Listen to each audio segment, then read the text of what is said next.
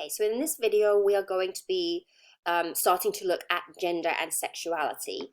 So just to give you a brief overview of what we'll be looking at in this chapter, we'll first look at what we mean by sex versus gender and how we define each of those.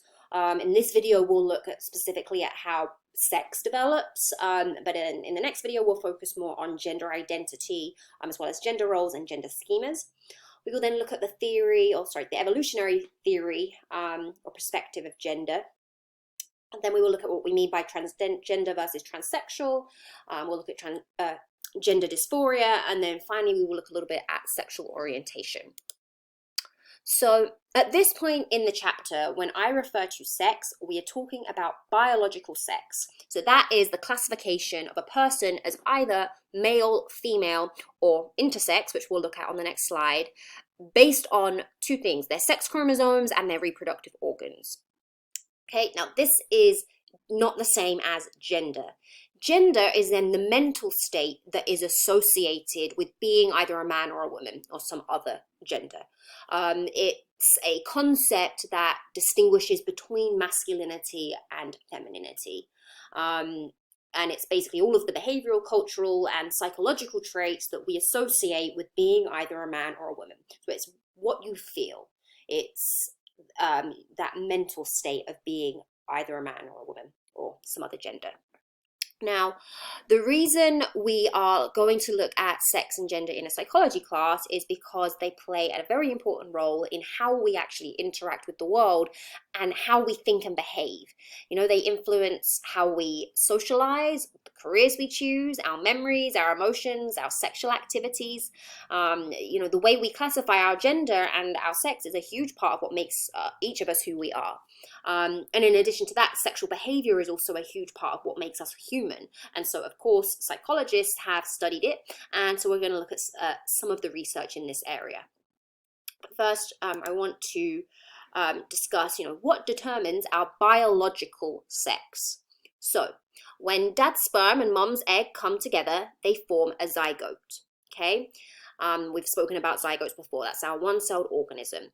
Now, both mom and dad contribute genetic material.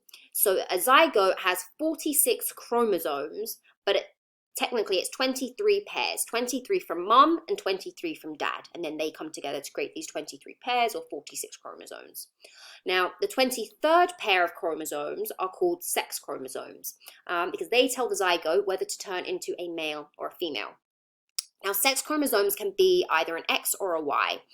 Now, the egg, mom, always provides an X chromosome, okay?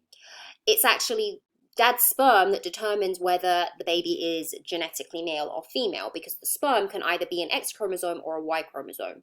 Now, if you have two X chromosomes, you are a female, genetically.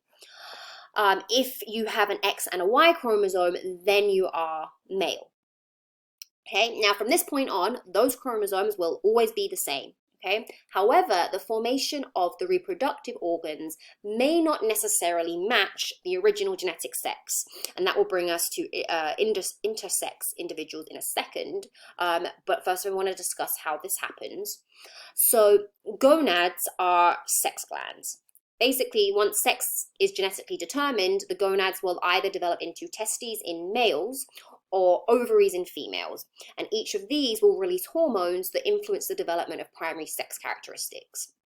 So testes will release androgens, which lead to the development of male genitalia, or male genitals. However, if androgens are not released, then female genitals develop.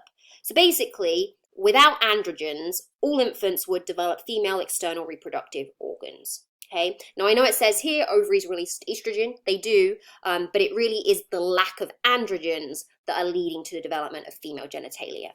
So what you might find that happens is you have someone that is genetically female, but for some reason something goes differently, and you have ovaries that are you have androgens being released, and that leads to male genitalia, even though genetically they're female, or vice versa. Genetically they might be male, but for some reason their testes do not release androgens, and then they end up with female genitalia. And so that this can lead to someone that is intersex or intersexual. So this is where a person that possesses gonads of one sex, but external genitalia that are either ambiguous or typical of the other sex. Okay, this is very rare. It occurs in about 1% of infants. This is also what was previously called a hermaphrodite. Do not use that term anymore. That is no longer used. It is considered derogatory. The correct term is now intersex or intersexual. So please be aware of that. You will actually need to know that on the exam.